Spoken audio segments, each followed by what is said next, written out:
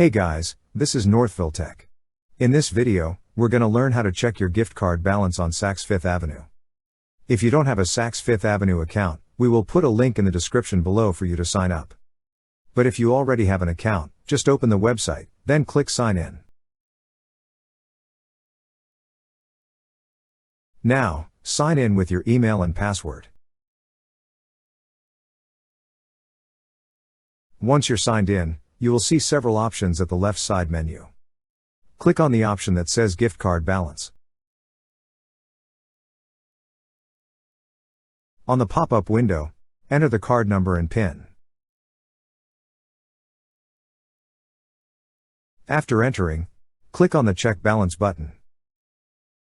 That's how you check your gift card balance on Saks Fifth Avenue. Thank you so much guys for watching, and if you have not yet subscribed to our YouTube channel, please subscribe to our YouTube channel as we create tech videos almost every day. Also, check out our website northvilletech.com for great tech articles, and our recommended resources in the description below for various sign-up bonuses.